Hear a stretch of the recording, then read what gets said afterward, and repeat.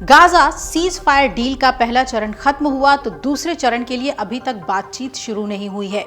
Qatar के विदेश मंत्रालय के प्रवक्ता ने कहा है कि दोहा को उम्मीद है कि अमेरिकी राष्ट्रपति डोनाल्ड ट्रंप प्रधानमंत्री बेंजामिन नेतन्याहू से मुलाकात के दौरान गाजा युद्ध विराम और बंधक रिहाई समझौते के दूसरे चरण तक पहुंचने के लिए कोशिशें करेंगे।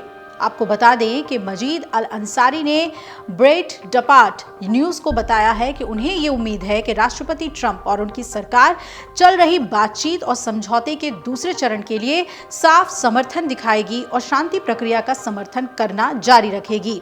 मजीद अल अंसारी ने यह भी कहा कि युद्ध विराम का 16वां दिन वो दिन इजरायली प्रतिनिधिमंडल को दोहा आना था और वो दूसरे चरण की वार्ता शुरू करते। हालांकि उन्होंने अभी तक प्रतिनिधिमंडल नहीं भेजा है, लेकिन हम दोनों पक्षों के संपर्क में हैं ताकि ये सुनिश्चित किया जा सके कि वो इसके लिए प्रतिबद्ध रहे।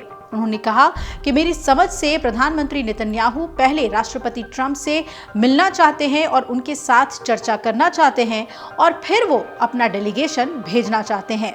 नेतन्याहू अमेरिका के दौरे पर हैं और खबर यह है कि उनका ये दौरा गाजा युद्ध विराम पर चर्चा के लिए ही हो रहा है।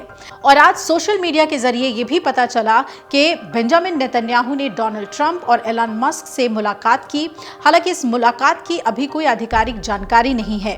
अल अंसारी ने यह भी कहा कि कतर को यह उम्मीद है कि ट्रंप प्रधानमंत्री नेतन्याहू को बताएंगे कि वो मध्यस्थता प्रक्रिया में विश्वास करते हैं, वो बंधकों को वापस घर लाने में विश्वास करते हैं और उनका ये मानना है कि ये वार्ता आगे बढ़नी चाहिए।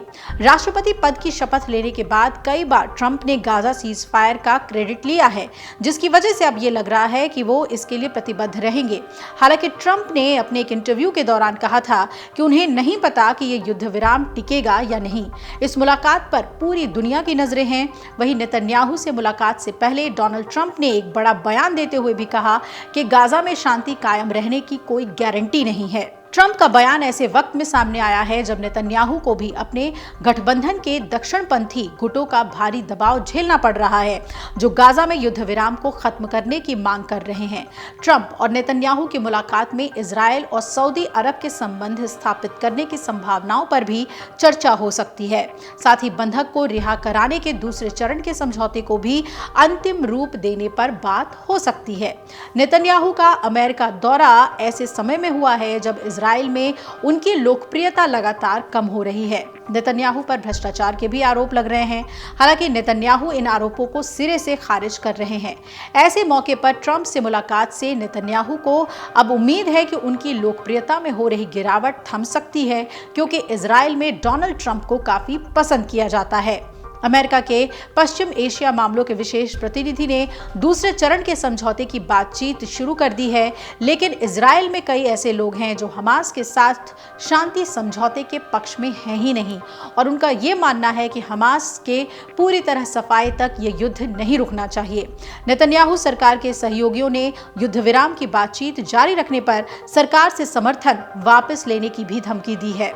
मीडिया रिपोर्ट्स के मुताबिक दूसरे चरण में गाजा ने इजरायली सैनिकों की पूरी तरह से वापसी हो सकती है और बंधकों के परिजन सरकार पर समझौते के लिए दबाव बना रहे हैं। ऐसे में नेतन्याहू सरकार की कड़ी परीक्षा होने वाली है।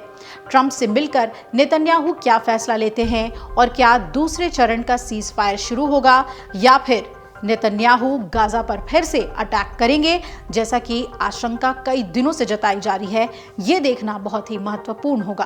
अमर उजाला जीवांजलि के सारथी की मदद लें और महाकुंभ में स्नान जरूर करें।